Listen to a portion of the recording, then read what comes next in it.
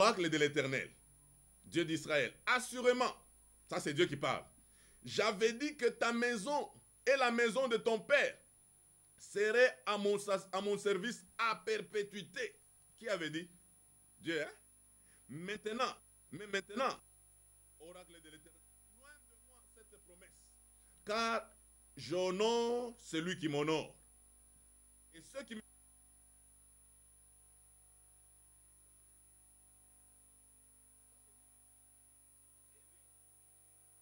au sacerdoce avec ses fils, mais ses fils ont commencé à coucher même avec les femmes à la table d'assignation, comme on envoie les faux prophètes.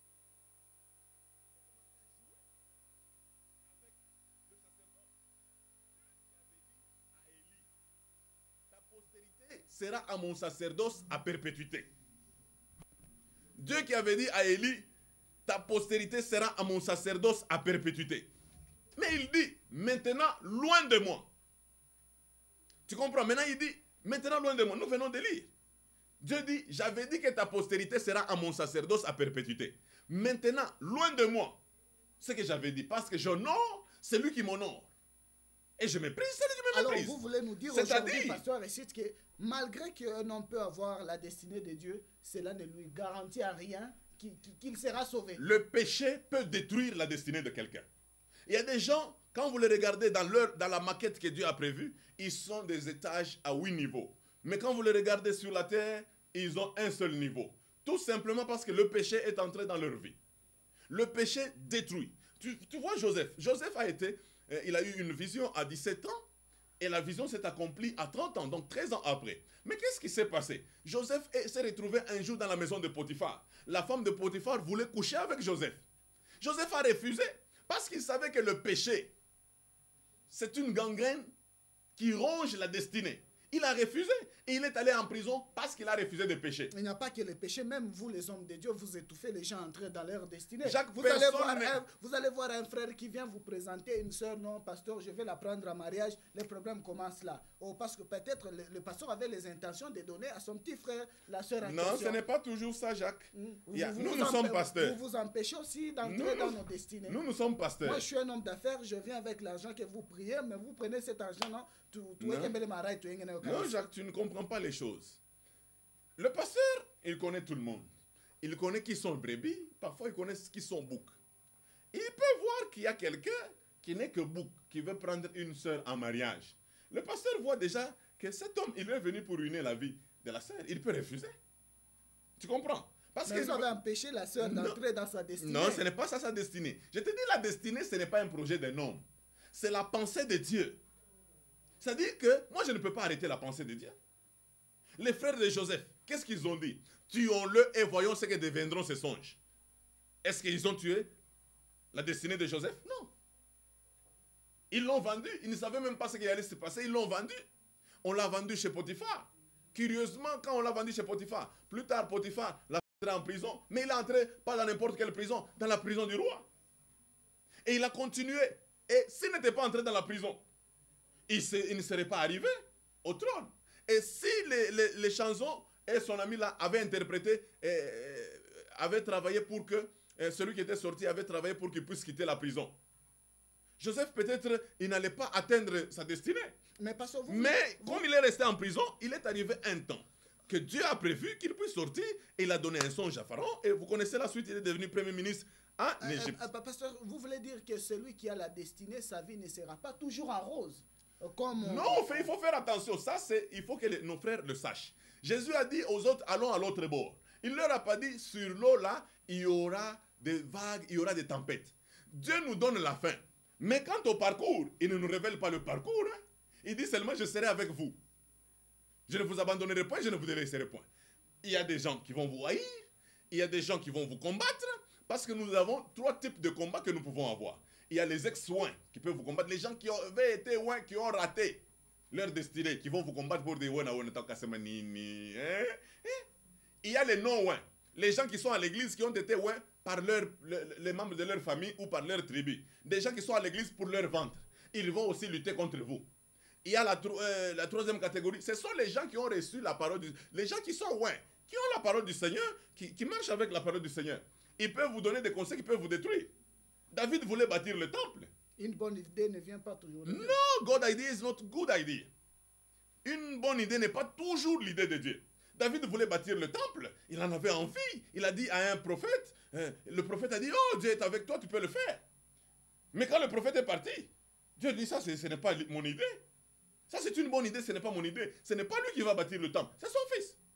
Tu comprends? Donc toutes les bonnes idées ne sont pas toujours les idées de Dieu. Il y a des gens qui peuvent vous dire des choses, vous conseiller des choses, mais qui vous entraînent tout droit dans le gouffre. C'est pour cela que vous devez rester avec le Saint-Esprit comme conseiller principal. Il y a des gens, Dieu les a appelés, ils sont peut-être à la 30e communauté, ou dans l'église méthodiste, ou dans l'église en 122e communauté. Ils sont là. À un certain moment, Dieu les a conseillés de sortir, d'aller en Europe ou d'aller à l'extérieur pour commencer un autre travail. Mais eux, comme ils sont attachés à leur communauté, comme à leur tribu, aujourd'hui, ils sont l'ombre d'eux-mêmes. Ils ne savent pas aller loin. Pourquoi? Parce qu'ils ont résisté à l'Esprit de Dieu. Et Dieu ne peut pas le conduire. Vous savez, il n'y a aucune barrière qui peut bloquer Dieu. Mais les difficultés dans la destinée viennent aussi de Dieu. Oui, Dieu dit, il dit dans Deutéronome 8, j'ai appelé Israël dans le désert afin de le faire souffrir pour voir quelles étaient les dispositions de son cœur. S'il m'aimait, oui ou non. Ce n'est pas le diable. Quand Israël souffrait dans le désert, ce n'est pas le diable, c'est Dieu qui l'a appelé. Dieu peut t'appeler. Mais aujourd'hui, vous nous avez appris de chasser les esprits mauvais partout. Oui, Jacques, là où il faut chasser les esprits, il faut les chasser. Et d'ailleurs, quand vous n'avez rien à faire, chassez même les esprits méchants parce qu'ils sont nombreux autour de vous. Donc, je donne du travail à ceux qui manquent du travail. Mais ce qu'il faut savoir, Jacques, dans le parcours, il y a toujours d'embûches. Il y a toujours d'embûches. Et nous ne devons pas... Et d'ailleurs, ces embûches constituent parfois des moyens pour notre gloire et pour nos exploits. Je vais te dire, ce n'est pas de Goliath, pas de royauté pour David. Dans son parcours, il y a eu un Goliath que tout le monde a craint. Mais David a lutté contre Goliath, il l'a vaincu et il est entré dans le palais royal. Tu comprends un peu? Donc, c'est-à-dire que nous pouvons, les gens peuvent nous haïr. Gardons un grand cœur. Et d'ailleurs, quand le Seigneur nous élève, quand nous atteignons les points que nous voulions atteindre, quand les autres viennent, il ne faut pas commencer à dire, toi tu refusais, non. Non, il faut avoir un grand cœur parce qu'un vainqueur, ce n'est pas un rancunier. Un vainqueur, c'est quelqu'un qui a un grand cœur. Il comprend que tous les autres ici m'ont aidé. Je prends l'exemple il y a bien d'exemples. Anne, il a fallu que sa rivale commence à parler mal contre elle pour qu'elle ait le souci d'avoir un enfant. Et quand elle l'a eu, les enfants de sa rivale ont disparu de la Bible. Mais est-ce que vous savez que servir Dieu, cela ne nous garantit pas qu'un jour nous serons au paradis? Parce qu'il dit, le fait de dire Seigneur, Seigneur, Seigneur, ne vous garantit à rien, pasteur. Non, Jacques, il faut que tu arrives à comprendre une chose. Il y a des gens qui ont reçu des dons du Saint-Esprit. Ils les exercent parce que la Bible déclare, Dieu ne se répand pas de ses dons. Il y a des gens qui ont reçu les dons du Saint-Esprit, mais qui pensent que ces dons sont des excuses. Ils peuvent pécher, ils peuvent engrosser les femmes d'autrui, ils peuvent voler, ils peuvent manger l'argent d'autrui. Surtout quand tu as déjà mangé l'argent d'autrui et que tu as même menti, tu arrives à l'église, tu pries pour quelqu'un et la personne guérit. La Bible déclare, tu as péché, je me suis tué. Tu as cru que je te ressemblais. Ce n'est pas une garantie. Ce sont des gens pour qui le Seigneur dit, en ce jour-là, vous me direz, Seigneur, nous avons prophétisé en ton nom. Nous avons fait ceci en ton nom. Nous avons fait cela. Et le Seigneur leur dira, je ne vous ai jamais connu.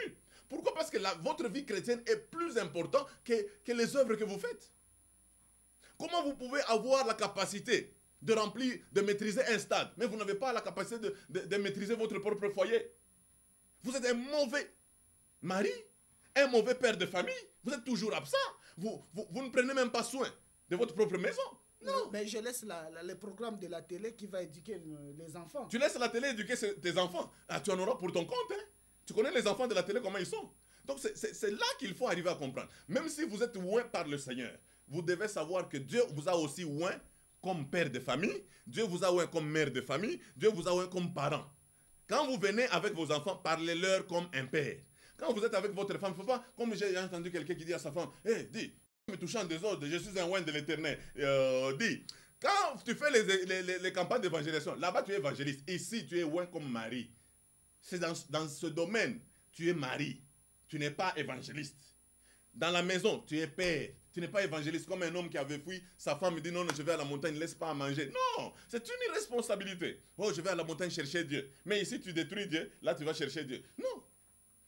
Pasteur Récite, pour terminer avec vous, nous cheminons vers la fin de cette émission. Mais les messages que vous avez apportés à tous les milliers de téléspectateurs qui nous suivent de partout, ils veulent retenir de quelque chose. Mais avant de terminer, Pasteur, quelles sont les répercussions quand un homme refuse l'appel de Dieu? Quand un homme dit que non, la désobéissance est aussi coupable que la divination, dit la parole du Seigneur. Celui qui refuse, mais il va rencontrer Dieu. Parce que j'ai parlé de quelqu'un, c'était de Jacob.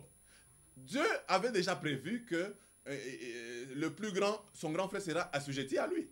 Mais il a triché pour qu'il ait les droits d'aînesse. Mais ce qui me plaît ici, c'est quand vous lisez dans Genèse 47:9, Pharaon pose la question simple à Jacob. Quel âge as-tu? Tu connais comment Jacob dit? Mes années de nomade ont été peu nombreux et douloureux que ceux de mes pères, de 130 ans seulement.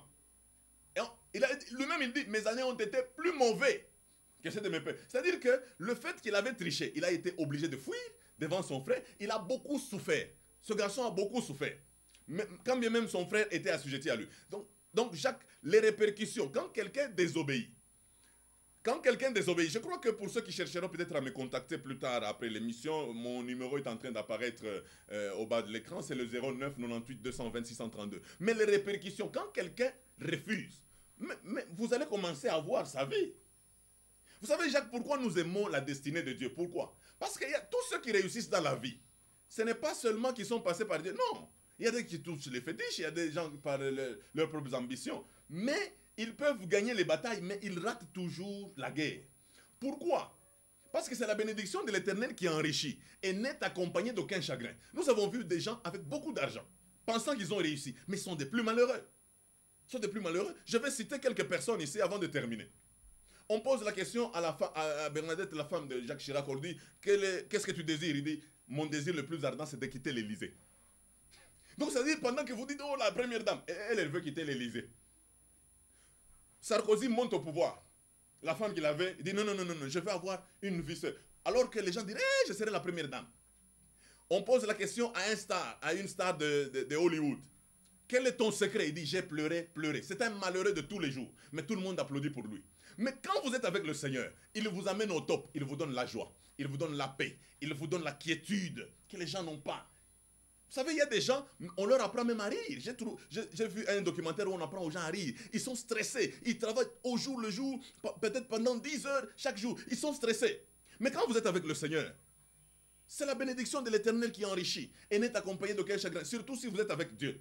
Jacques, je tiens à souligner ceci. La destinée a la sécurité en elle. Quand vous respectez le parcours que le Seigneur vous a assigné et que le Seigneur est avec vous, il vous assure aussi la sécurité. Vous pouvez parler, le Seigneur va vous protéger parce que vous défendez le combat de l'Éternel. Pour tous les blabla, ils défendent leur propre combat. Oh, non, ne défends pas tes propres combats. Défends le combat de l'Éternel. Voilà, c'est ce que je pouvais dire, Jacques. Et je crois dans nos prochaines émissions, nous aurons... Paul a dit, j'ai couru, j'ai achevé la course. Vraiment. Désormais, la couronne de justice m'est réservée. Je crois qu'il y aura une question qui viendra dans nos prochaines émissions. Ouais. Qu'est-ce qui prouve que ce que vous faites est dans la destinée de Dieu? Moi-même, je le sais. Parce que le Saint-Esprit atteste en moi que je suis enfant de Dieu et que je suis dans le parcours. Paul dit, je ne cours pas comme à l'aventure. Je ne bats pas comme battant l'air. Je cours de manière à remporter le prix de la vocation céleste. Donc, je ne néglige pas une énergie dans mon corps. Merci beaucoup, Pasteur Récite, de votre disponibilité. C'est moi qui vous remercie, Jacques. Fidèles téléspectateurs, comme vous le savez, nous étions en train de partager autour d'un thème sur l'appel à la destinée. Je crois que vous avez des questions, vous aurez le temps de poser à l'homme de Dieu, le pasteur Récite Ngoï. Il n'est plus à présenter, les pasteurs et visionnaires du ministère international La Génération Joël. À la présentation de cette émission, c'est votre humble serviteur de tous les jours, de tous les temps, Jacques Kabengele. Nous allons nous retrouver le jeudi prochain, mais restez branchés toujours au programme de la radio-télévision Lumbashi Djoua. Vous ne serez jamais déçus. Au revoir.